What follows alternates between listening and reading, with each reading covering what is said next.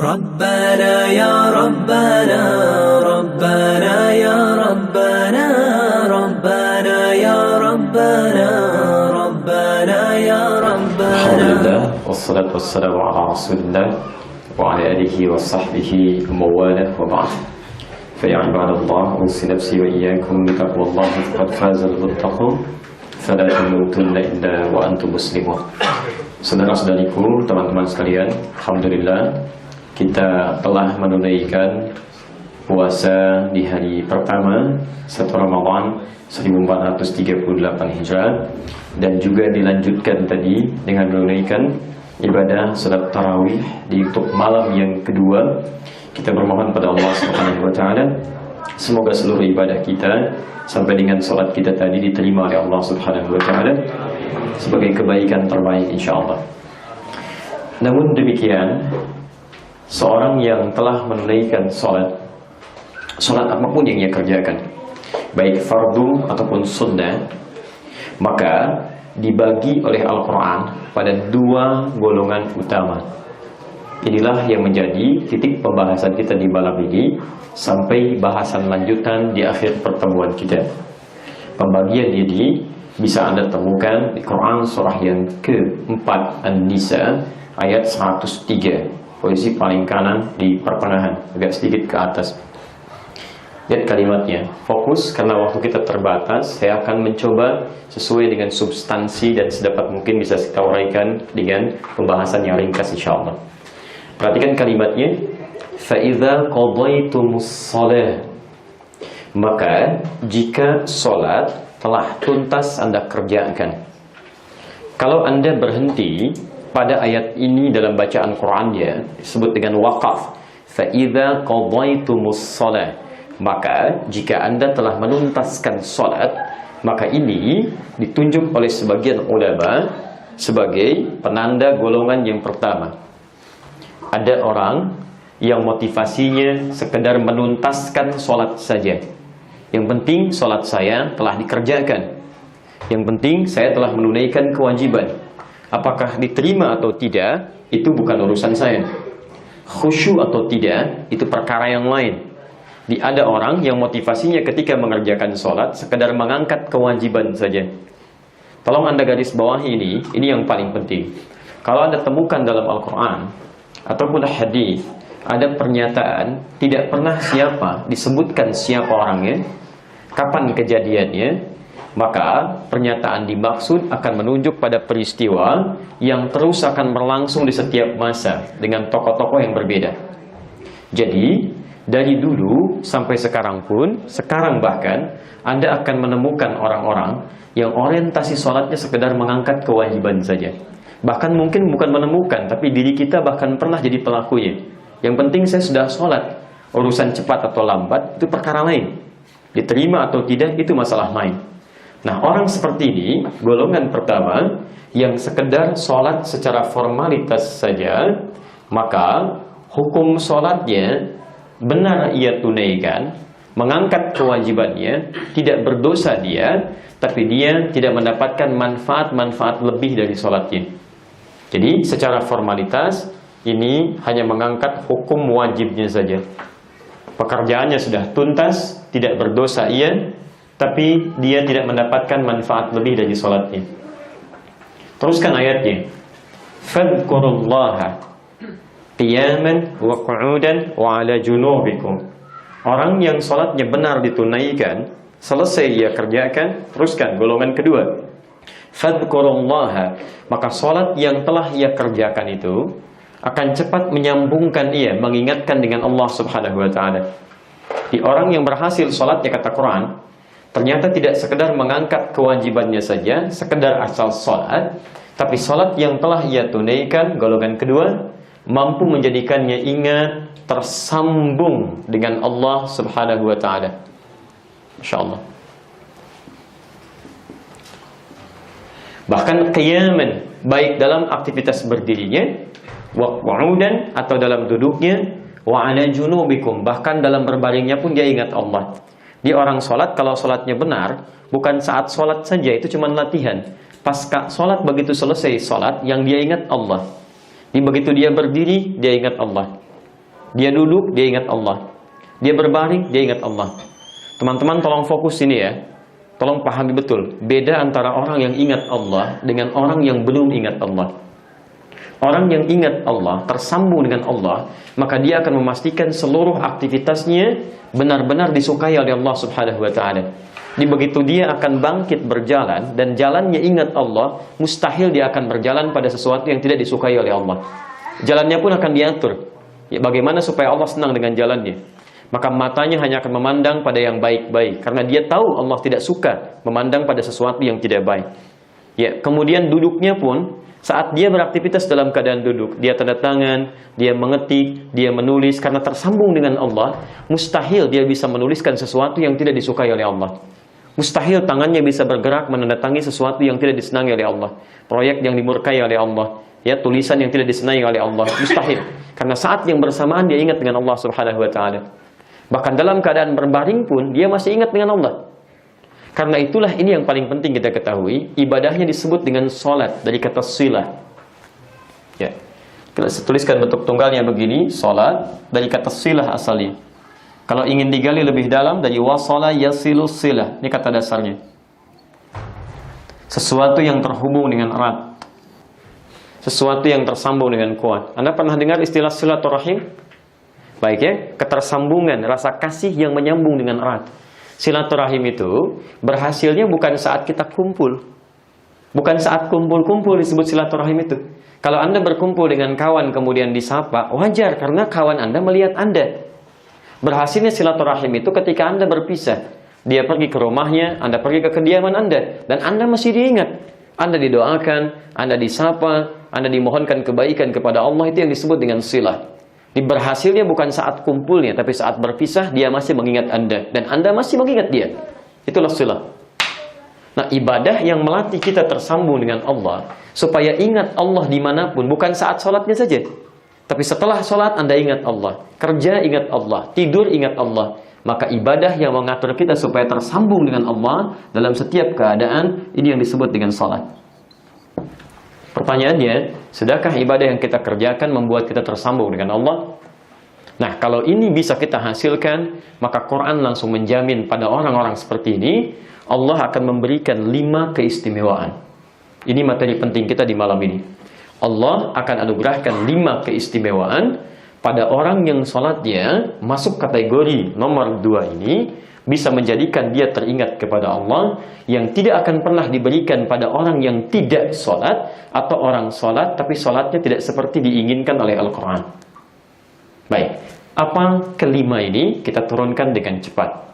Waktu kita terbatas hanya sampai 10:30 dan tidak ada pertanyaan. Karena itu nanti kita coba maksimalkan betul. Ini penting saya tegaskan lagi dari keterangan teman-teman di panitia ya. Baik, 1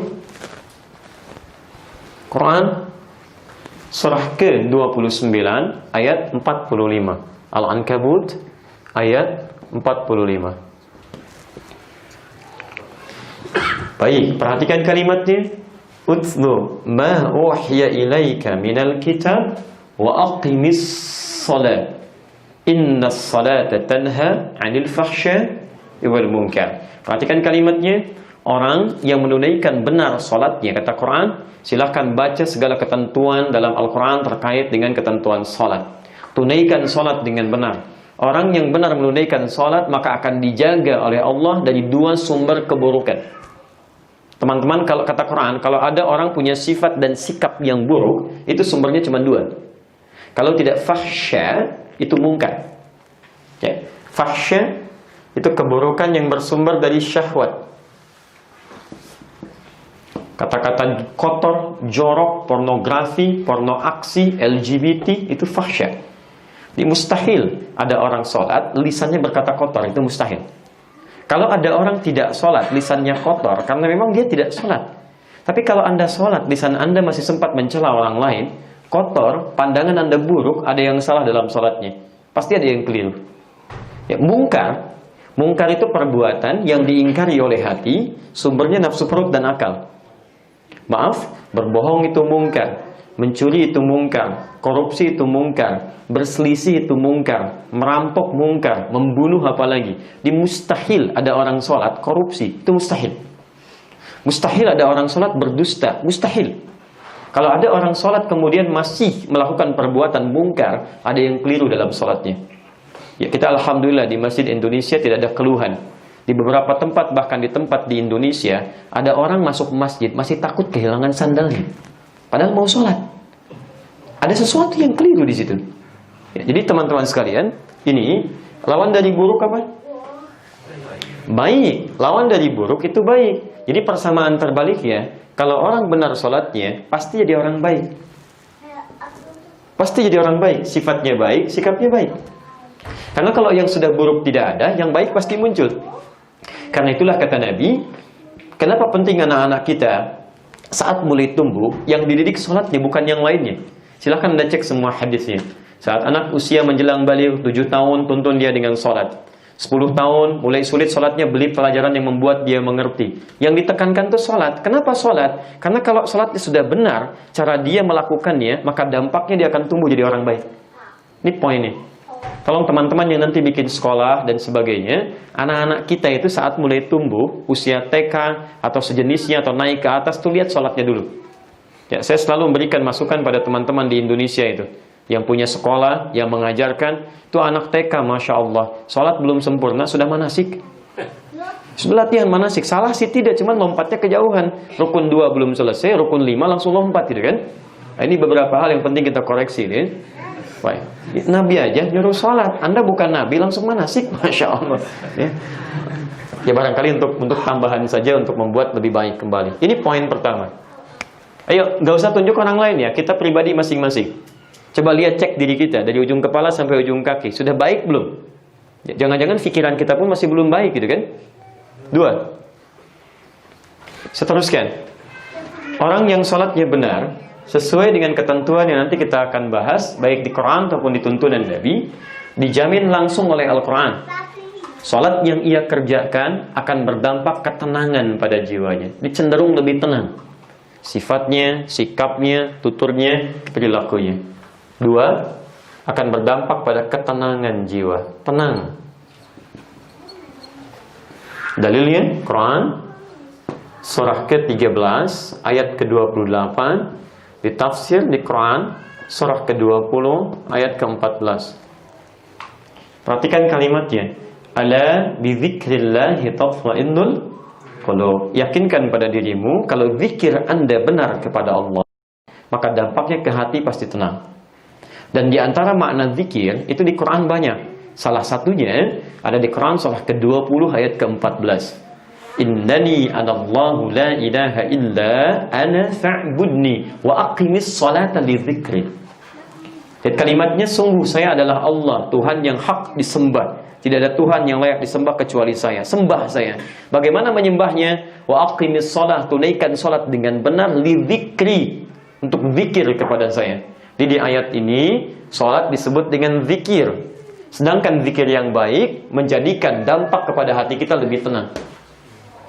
Ya, nanti misal bacaan Quran, Quran disebut dengan zikir. Quran surah ke-15 ayat ke-9, posisi paling kanan di pertengahan. Inna nahnu nazzalna dzikra wa inna lahu lahafizun. Kami yang telah turunkan Quran sebagai zikir. Jadi kalau Anda sedang baca Quran, itu Anda sedang berzikir. Makanya keadaan Anda saat baca Quran pasti lebih tenang, lebih nyaman dibandingkan dengan bacaan yang lainnya. Menghafal Quran itu disebut sebagai zikir. 4 kali disebutkan di satu surah yang sama. Surah 54, ayat 17, ayat ke-22, ayat 32, ayat ke-40. Walaqad yassarnal Qur'ana lidzikri fahal min muddakir. Sungguh kami telah mudahkan Quran untuk dihafalkan. Kalimat hafalnya menggunakan kata zikir. Ini parameter, penghafal Quran itu pasti ada dampak dalam dirinya. Kalau Anda benar menghafal Qurannya, ada dampak pada ketenangan dalam jiwa Anda.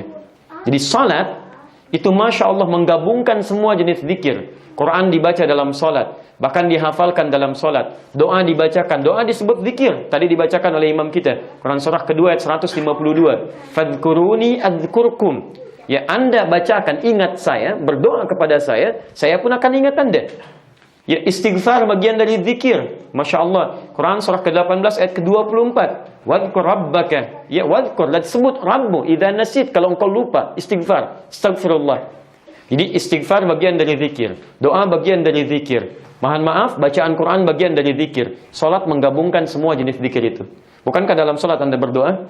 Anda beristighfar, subhanakallahumma bihamdika Allahumma ighfirli, duduk di antara dua sujud, rabbighfirli warhamni. Bukankah Anda berdoa? Bukankah Anda menghafal Quran? Kalau Anda menggabungkan semua jenis zikir, kemudian Anda kerjakan dalam salat, Anda belum tenang juga. Anda butuh ibadah apa lagi supaya tenang? Ini poinnya. Bahkan hebatnya, tempat sholat, masjid, itu tempat yang paling menenangkan di muka bumi. Silahkan cek, beda masuk masjid dengan masuk rumah biasa. Anda masuk rumah Anda, belum tentu jiwa tenang. Masuk masjid, baru dibuka, sudah adem. Silahkan cek. Begitu duduk, sholat 2 rakaat, duduk tenang. Saking tenangnya pelak, tidur aja gitu kan. Oh ya inilah. 3. Sudah. 3. Orang yang salatnya benar sesuai dengan nanti yang diharapkan oleh Al-Quran, dituntun oleh Nabi, maka dampak ketiganya ini yang indah. Cenderung mendapati kemudahan dalam hidup dan rizkinya. Hidupnya lebih mudah. Plus rizkinya. Ini bisa Anda temukan di Quran surah ke-65 At-Talaq dari ayat kedua sampai ayat ketiga. Kemudian ditafsir di Al-Baqarah Quran surah kedua di ayat yang sama 2 sampai 3. Perhatikan kalimatnya, saya agak cepat ke ujung ayatnya. Wa may yattaqillaha yaj'al lahu makhraja. Siapa yang bisa meningkatkan takwanya kepada Allah, perhatikan rumusnya. Anda tingkatkan takwa kepada Allah, yaj'al lahu makhraja. Kata Allah, kami berikan solusi jalan keluar dari setiap masalah yang dialami. Anda punya masalah seberat apapun, Anda punya persoalan seberat apapun, sebetulnya kata Quran solusinya sederhana. Biayanya nggak mahal, tenaganya nggak banyak, idenya juga nggak capek. Apa itu? Tingkatkan takwa. Anda tingkatkan takwa, persamaannya kami berikan solusi. Fokus ya, awas hati-hati nih. Jadi ketika Anda meningkatkan takwa kepada Allah, ini masalah dituntaskan oleh Allah, diberikan jalan keluar. Di orang takwa itu bukan nggak punya masalah. Ketika dia akan menghadapi masalah, terasa lebih ringan karena Allah memberikan jalan keluar dari apa yang akan dia hadapi. Jelas sampai sini? Baik, sekarang pertanyaannya, bahkan mohon maaf, sebelum kita lanjutkan ke pertanyaan, selanjutnya tidak berhenti sampai sini. Kata Allah, wa yarzuqhu min haitsu la yahtasib. Bahkan rizkinya pun bukan hanya yang ia cari, yang tidak ia cari pun kami dekatkan. Datang dari sisi yang tidak dia duga. Ini, Anda tingkatkan takwa, rizki tidak hanya Anda cari, bahkan datang mencari Anda. Nah, Anda bertanya, bagaimana cara meningkatkan takwa kepada Allah ini? Kalimat takwa setidaknya derivasinya disebutkan di Quran sebanyak 115 kali. Dan kalimat takwa pertama Anda dapatkan di Quran surah kedua Al-Baqarah ayat 2 sampai 3. Dzalikal kitabu la raiba fi hudan lil muttaqin. Siapa muttaqin orang takwa ini? Ayat ketiganya, alladzina yu'minuna bil ghaib wa yuqimunas shalah. Yaitu orang yang setelah dia yakin beriman kepada Allah, dia sempurnakan sholatnya. Sempurnakan sholatnya. Jadi kalau ada di antara kita, mohon maaf, mohon izin ya, punya masalah tapi nggak pernah tuntas, mungkin bukan karena Anda nggak pandai menyelesaikannya. Anda champion di perusahaan Anda, tapi di rumah masalah kecil nggak pernah tuntas. Orang beres dengan senyum, Anda piring sudah 10 nggak selesai-selesai gitu kan? Apa masalahnya? Mungkin ini problemnya. Ini masalahnya. Padahal tiap hari Anda sholat misalnya. Kalau orang nggak sholat misalnya, masalah nggak tuntas karena dia nggak sholat. Anda sholat tiap hari, bahkan dengan sholat sunnah, masalah nggak selesai-selesai. Mungkin solusinya belum sempurna. Karena Qurannya mengatakan wa yuqimunas shalah, menyempurnakan sholatnya. Ya. 4. Saya percepat. Teman-teman, kalau orang benar sholatnya sesuai dengan arahan Al-Quran, petunjuk Nabi, maka langsung dijamin oleh Allah Subhanahu wa Ta'ala akan dimudahkan baginya untuk dijawab setiap doanya. Dengan bahasa yang singkat, mudah terjawab doanya, cepat terjawab doanya, cepat terkabul. Jadi kalau orang sholatnya benar, begitu berdoa, Masya Allah, sepanjang benar dia butuhkan, seketika Allah berikan. Tayyib. Dalilnya kita ambil contoh dulu di masa lalu, Quran surah ketiga ayat 38 sampai 39, posisi paling kanan sebelah atas. Kemudian di masa kitanya ditafsir di Quran surah kedua ayat 45 sampai 46-nya. Kemudian ini ditemukan di Quran surah pertama ayat kelima. Tafsir ini ada di hadis riwayat Abu Daud salah satunya. Hadisnya qudsi nomor hadis 649 dari sahabat Abu Hurairah radhiyallahu taala anhu. Silakan di riwayat lain disesuaikan. Saya fokus langsung ya. Baik, teman-teman, saya kisahkan dulu tentang kisah Nabi Zakaria. Saya langsung saja. Beliau seorang nabi, rasul, sudah menikah, Masya Allah, hidup berumah tangga bukan belasan tahun, tapi sudah puluhan tahun. Indikasinya ditemukan di Quran surah 19 Maryam ayat 2 sampai dengan ayat 15-nya secara sempurna. Baik, bahkan sudah sepuh, rambutnya beruban, tapi mendapat ujian dari Allah, istrinya belum ada tanda-tanda memiliki keturunan. Bahkan secara medis divonis sudah monofos dan mandul. Secara klinis mustahil. Mustahil. Ya, teman-teman sekalian sampai mengatakan Masya Allah, walam akum bidu'aika rabbi syaqiyya. Ya Allah, saya nggak pernah putus berdoa kepadamu. Sampai rambutnya beruban, fisiknya sudah letih. Ya, mohon maaf, luar biasa, vonis medis tidak mungkin. Tapi apa yang beliau kerjakan? Tidak putus asa. Saat orang mengatakan mustahil punya keturunan, maka beliau memutuskan untuk meninggalkan bahasa manusia, lalu bermohon kepada Allah dalam salatnya. Quran surah ketiga ayat 38.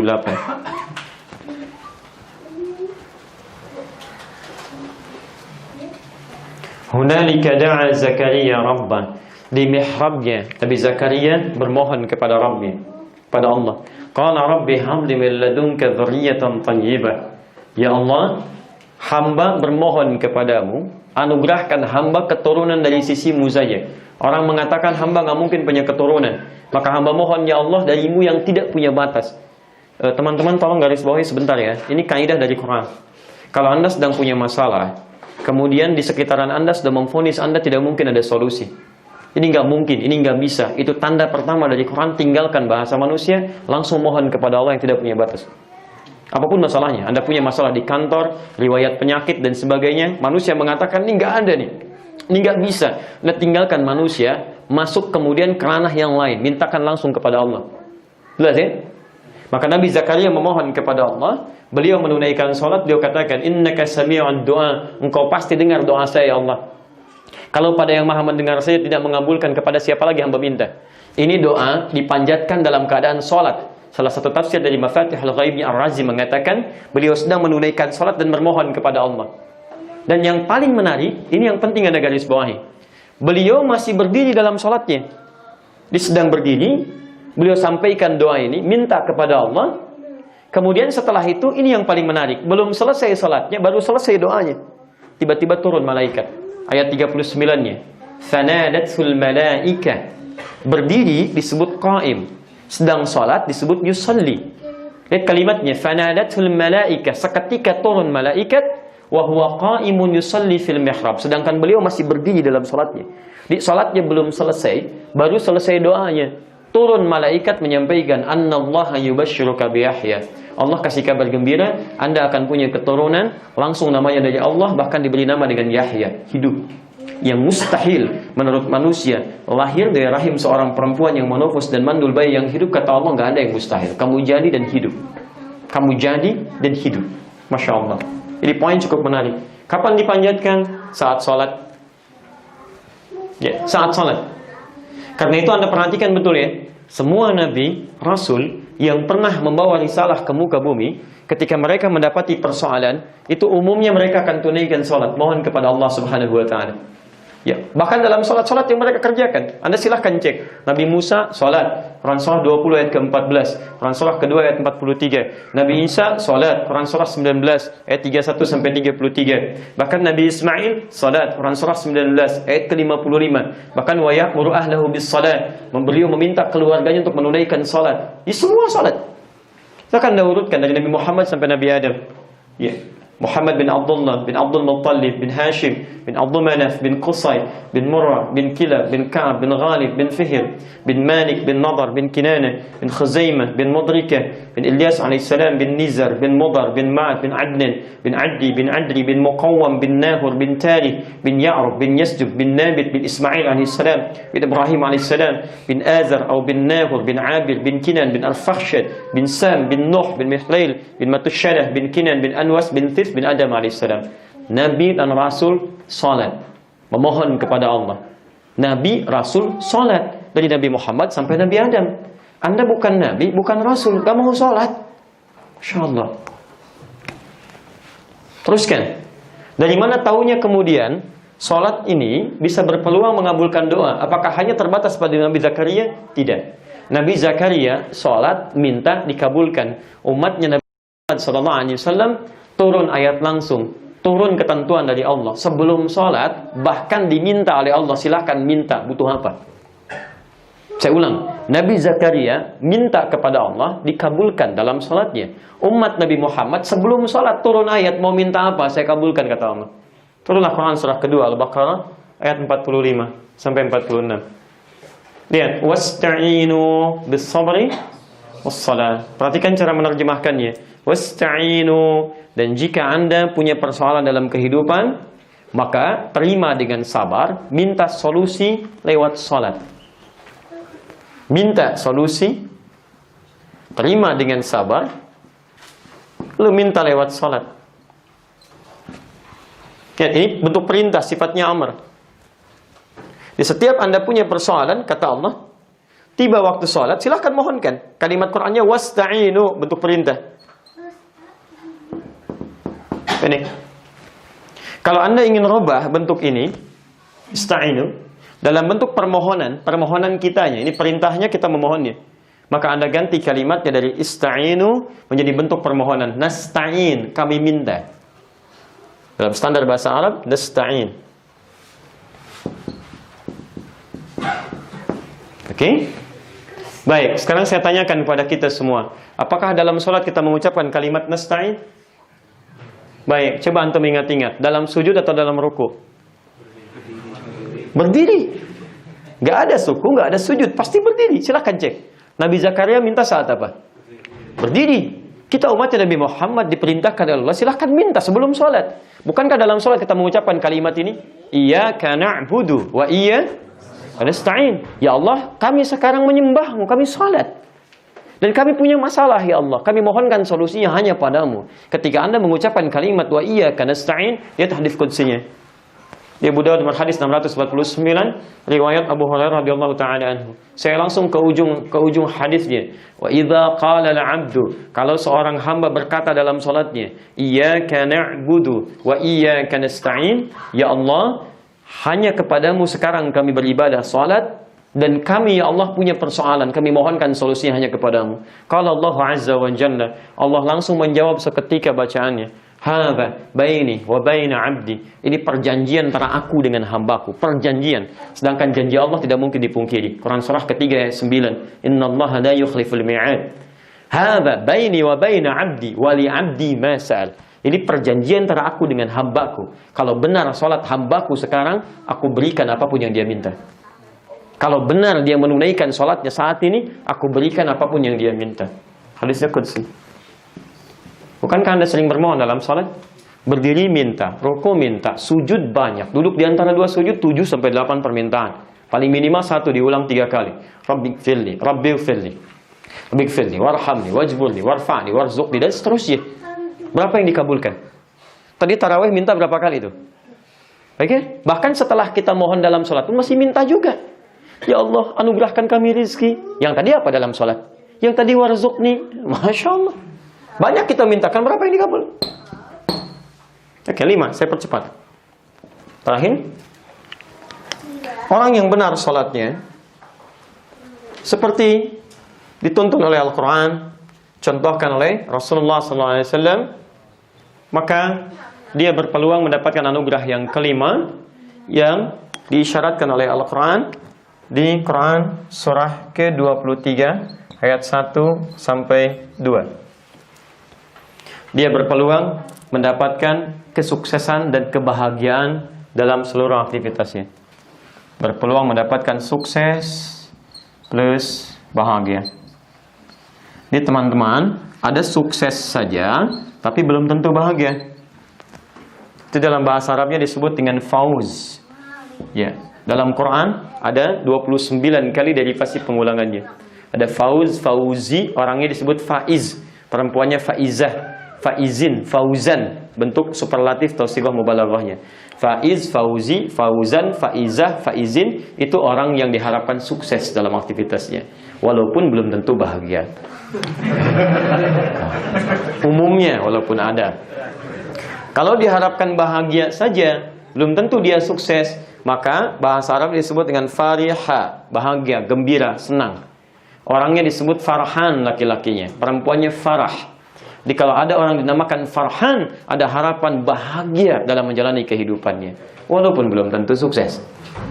Baik, Anda pilih sukses, kaya tapi gelisah, atau miskin tapi tenang. Dan tidak ada pilihan ketiga, dan tidak boleh maksa. Kaya tapi gelisah, atau miskin tapi tenang. Sukses tapi tidak bahagia, atau bahagia tapi nggak sukses, pilih mana? Sudah ya, bingung antum pikirin. Sudah. Sebelum Anda memilih, Allah yang menciptakan kita itu sudah maha tahu. Pasti Anda akan pilih pilihan yang lainnya. Nah, kalau Anda gabungkan dua hal ini, sukses dan bahagia, maka kalimatnya akan berubah menjadi falahun. Falahun. Falah. Oke. Baik, ini nomor berapa tadi? 5. Saking pentingnya dan diharapkannya oleh kita semua yang kelima ini, sampai 5 kali dalam sehari diperdengarkan kalimat ini di telinga kita. Silahkan ketika kita dipanggil lewat salat itu, setelah hayya 'alas shalah, hayya 'alal falah. Jadi kalau Anda bertanya hayya 'alas shalah, mari salat, kenapa kami salat? Dijawab hayya 'alal falah, ayo sini. Kamu belum sukses, sini datang, saya yang punya kesuksesan. Saya yang punya rizki, kata Allah. Saya yang punya solusi, minta, tunduk, sujud, mohonkan, saya kasih.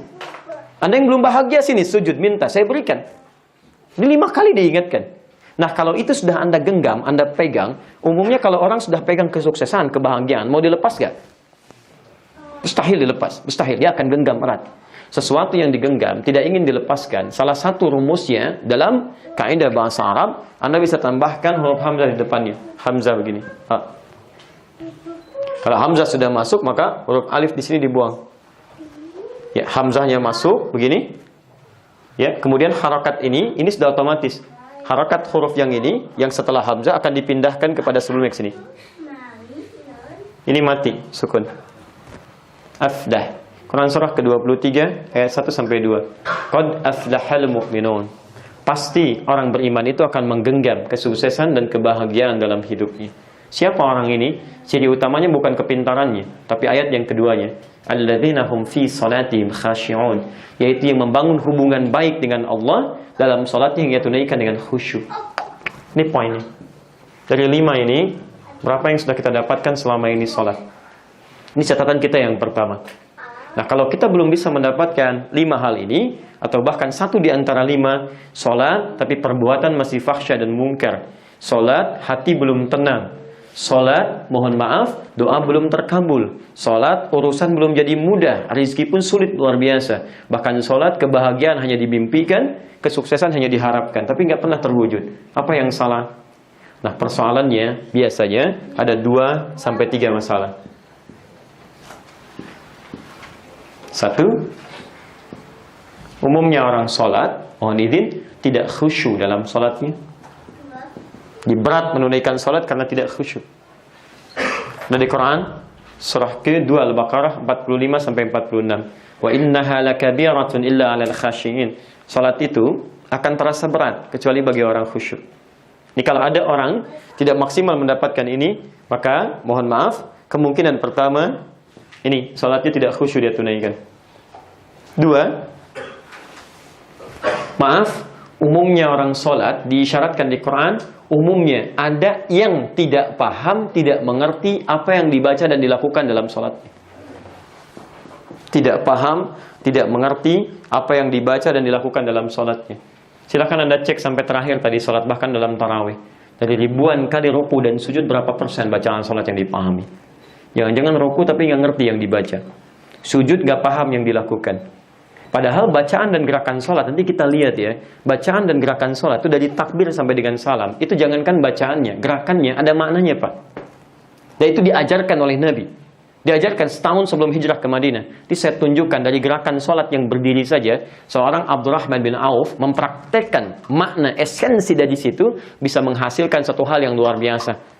Ya, mendapatkan kekayaan yang luar biasa dalam jerih payah ikhtiarnya, itu bekerja sebentar mempraktekkan makna sholat, dapatkan apa yang diharapkan. Jadi orang terkaya di Madinah. Ya, cuma mempraktekkan nilai ini saja. Nanti kita lihat.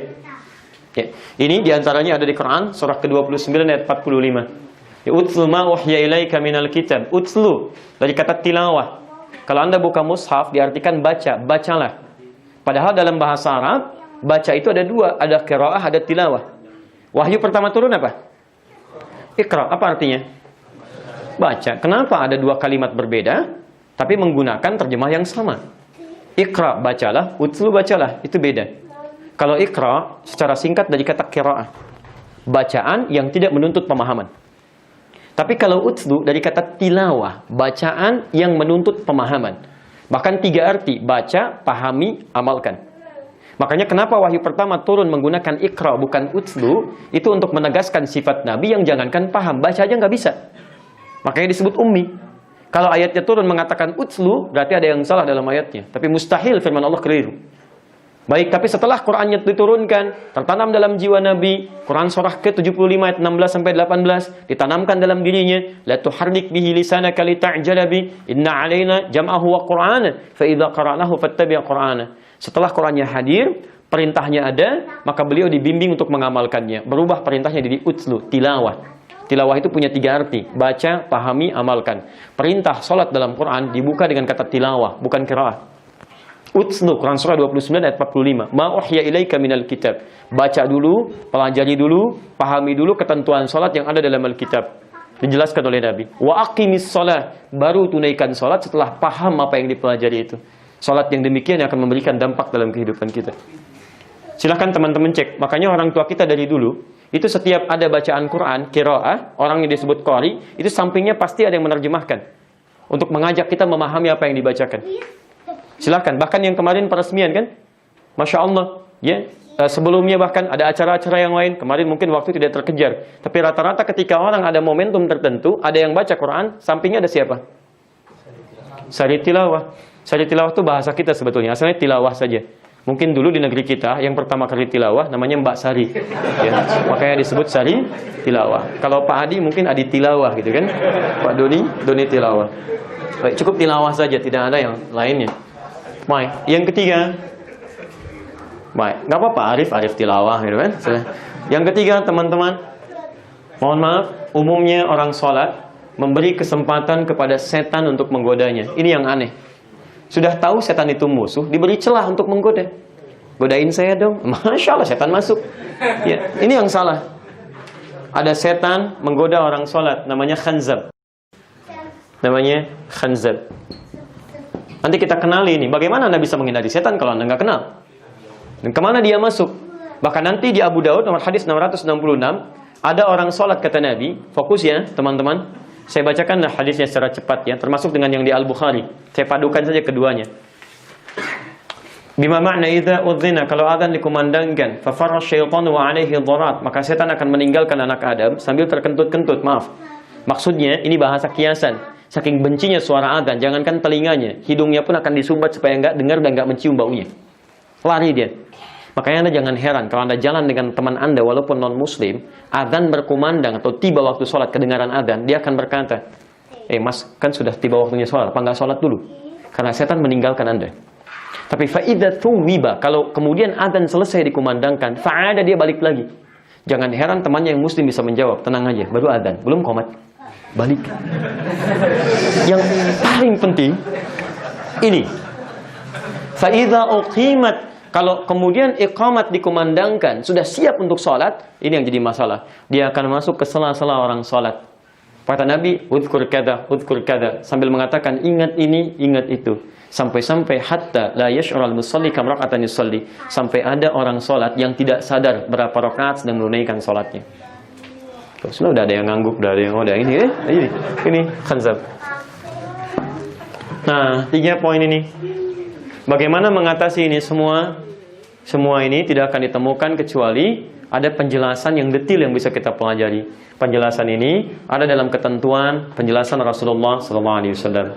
Pernah satu kali, jangankan kita, saking pentingnya esensi sholat yang 5 ini, dan hal yang penting ini pernah terjadi disebutkan di Al-Bukhari nomor hadis 751, 757, di hadis Muslim nomor hadis 397. Bima ma'na ja'a rajulun ila Nabi sallallahu alaihi wasallam, datang seorang lelaki kepada Nabi sallallahu alaihi wasallam, dalam riwayat disebutkan namanya Khallad Az-Zuraiqi. Khallad Az-Zuraiqi. Fadakhala ila al-Masjid Nabawi, dia masuk ke Masjid Nabi. Ya, fasalla bi jambin Nabi sallallahu alaihi wasallam wan Nabi fi nahiyatin ukhra minal masjid. Lalu salatlah ia di dekat dengan Nabi, sedangkan Nabi di sisi yang lain, di dekat masjid, di samping masjid. Di ilustrasinya lah orang ini salat, Nabi di sisi yang lain. Setelah dia salat, kemudian fa'atan Nabi sallallahu alaihi wasallam, datang kepada Nabi sallallahu alaihi wasallam, mengucapkan salam, "Assalamu alayka ya Rasulullah." Faqala lahu Rasulullah sallallahu alaihi wasallam, maka dijawab oleh Rasulullah sallallahu alaihi wasallam, "Wa alaikassalam wa rahmatullah, irji' fasalli fa innaka lam tusalli." Alaikassalam wa rahmatullah, balik lagi salat karena Anda belum salat, padahal sudah salam. Fa'ada salatahu 3 marat, maka dia mengulang salatnya sampai 3 kali. Faqala lahu Rasulullah sallallahu alaihi wasallam mithla ma kan, tapi Nabi sallallahu alaihi wasallam tetap mengulang kalimat yang sama. Anda silakan kembali salat lagi karena Anda belum sholat. Maka dia berkata, "Ya Rasulullah, ma ahsanu ghairah." Saya nggak bisa lebih baik daripada yang ini. Alimni, tolong ajarkan saya. Ini poinnya. Saya nggak bisa lebih baik daripada yang barusan. Sudah 3 kali sholat, Anda bayangkan. Ya, saya nggak bisa lebih baik. Tolong ajarkan saya. Alimni. Ya. Maka lihat kalimat Nabi. Faqala lahu Rasulullah sallallahu alaihi wasallam, maka Rasulullah sallallahu alaihi wasallam bersabda, "Idza qumta ilas shalah." Jika kamu ingin mendirikan sholat dengan sempurna. Teman-teman tolong fokus ya pada kalimat ini. Setiap ada kalimat sholat yang bermakna ibadah, itu umumnya selalu menggunakan alif lam. Baik di hadis apalagi di Quran. Ada beda kalimat dengan alif lam dengan tanpa alif lam lain. Kalau kalimat tanpa alif lam itu disebut nakirah, umum, bebas. Misal kalau kalimatnya sholat, itu Anda bebas. Mau cepat, mau lambat, mau khusyuk, mau tidak, itu pilihan Anda. Tapi kalau menggunakan alif lam, itu disebut ma'rifah. Khusus, punya ketentuan, spesifik. Kayak artikel the dalam bahasa Inggris, kan? Car, banyak di luar. The car yang ini, bukan yang lain. As-salah, bukan umum, ada ketentuan khusus, ada hukumnya, ada aturannya. Silakan Anda cek, hampir semua kalimat salat yang bermakna ibadah, itu ada alif lamnya. Kalimat salat pertama, Al-Baqarah ayat ketiga. Alladzina yu'minuna bil ghaib wa yuqimunas salat. 43 wa aqimus shalah. 45 wasta'inu bis sabri was shalah. 153 tadi, ya ayyuhalladzina amanu ista'inu bis sabri was shalah. Quran surah 17 ayat 78, aqimis shalah. Silahkan Quran surah 29 ayat 45, wa aqimis shalah innas salata tanha. Semua pakai alif lam. Ingin menunjukkan bahwa salat yang dimaksudkan bukan salat biasa. Maka orang ini ketika salat tidak sesuai dengan aturan tadi, kata Nabi, kamu salat lagi ya. Anda bisa bayangkan nggak, sahabat Nabi, hidup di zaman Nabi, dekat dengan Nabi, sholat di masjid Nabi, di samping Nabi. Tapi sholatnya tidak sepenuhnya mengikuti tuntunan Nabi. Kata Nabi, Anda ulangi lagi. Tapi dia masih mau belajar. Tolong ajarkan saya Rasulullah. Ini ada orang, bukan sahabat Nabi, tidak sejaman dengan Nabi, jauh dari Nabi, sholat bukan di masjid Nabi, tidak di samping Nabi, merasa benar sholatnya. Dan nggak mau belajar. Padahal ustadznya sudah datang sendiri, nerangin sendiri, nulis sendiri, ngapus sendiri, direkam juga. Masya Allah. Dengan semua ini Anda masih mau belum belajar dengan baik, Anda butuh apa lagi? Masya Allah. Yang penting sehat lah. Baik. Nah ini teman-teman sekalian, fokus ya. Gak apa-apa, baik ya.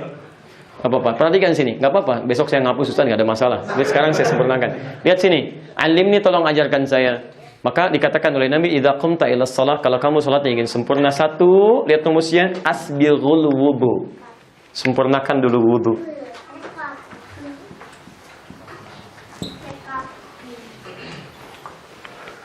Kata para ulama, kalau yang salah cuman sholatnya, itu Nabi pasti akan langsung menjelaskan tentang sholat.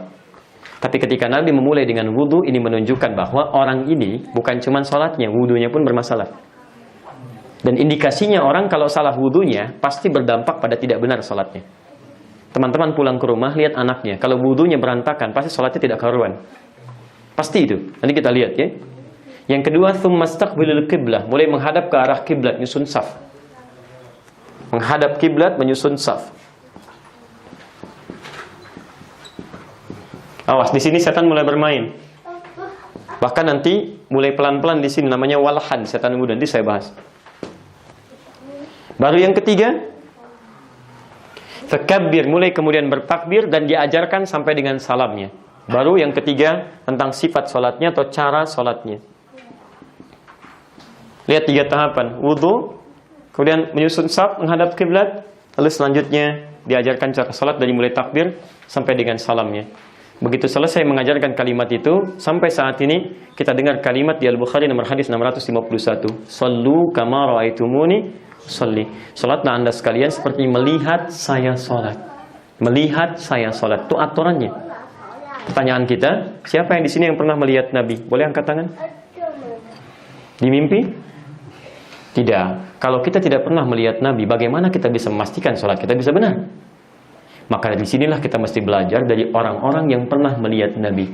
Dia ajarkan pada generasi setelahnya, generasi setelahnya, generasi setelahnya sampai dengan ke kita. Nah, runtutan ini dari Nabi sampai ke kita, itu riwayatnya disebut dengan sanad namanya. Sanad. Jika Anda ingin belajar sampai ke riwayat ini tertuju kepada Nabi terkait dengan bab ini contohnya misal, maka pelajarannya disebut dengan isnad. Nah, belajar bersambung sanad sampai ke Nabi atau disebut dengan isnad, itu kata para ulama bagian terpenting dari risalah Islam. Ada di hadis Muslim, ya jilid yang pertama, halaman 119, posisi paling kiri sebelah atas. Kata Imam Muslim, babul isnadi minad din. Bab belajar sesuatu tersambung sanadnya sampai ke Nabi, itu juga termasuk bagian penting dari ad-din. Ad-din di sini namanya Islam. Quran surah ketiga ayat 19, Innad dina 'indallahil Islam. Dan di antara unsur keislaman pokok seseorang itu adalah salat.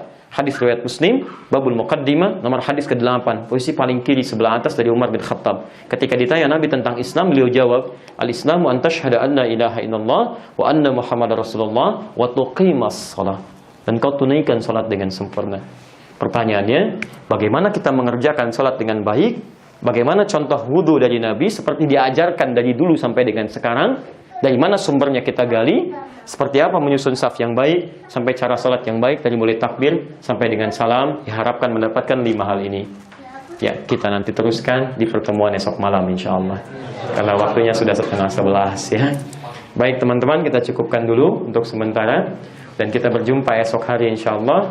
Dan tidak ada halangan yang lain. Dimulai dengan tabligh akbar ya, insya Allah. Baik, demikian kalau ada yang benar dari Allah dan Rasulnya. Kalau salah itu mutlak kesalahan saya. Kalau Anda menemukan kesalahan, baik di misalnya keterangan saya, ayat yang saya sampaikan atau hadis, cukup sampaikan pada saya untuk saya koreksi. Kemudian tinggalkan pendapat saya yang keliru dan ambil pendapat ustaz yang lebih baik. Demikian, subhanakallahumma bihamdika asyhadu an la ilaha illa anta astaghfiruka wa atubu ilaik. Wa akhiru da'wana alhamdulillahirabbil alamin. Al'afu minkum. Maaf, sebelum saya tutup dengan salam, jika teman-teman ada pertanyaan, saya ingatkan dari panitia, silahkan bisa nanti dituliskan, dikumpulkan, malam Jumat kita bahas, atau mungkin sebagian terwakili di Detik itu sesi kami sudah mulai. Di detik.com ada sesi tanya Ustaz Adi, itu setiap hari ada muncul pertanyaan yang kita jawab di situ. Baik, nanti silahkan bisa terkait dengan hal yang dimaksudkan. Dan saya mohon ketika akan keluar, seperti kemarin kita sampaikan, tolong kita tampilkan syiar masjid, syiar Islam. Tolong keluar yang rapi, tidak ramai, sehingga jadi syiar kita pada tetangga-tetangga kita di sekitaran masjid insya Allah. Demikian teman-teman sekalian. Assalamualaikum warahmatullahi wabarakatuh. Jangan lupa niat puasa ya buat besok.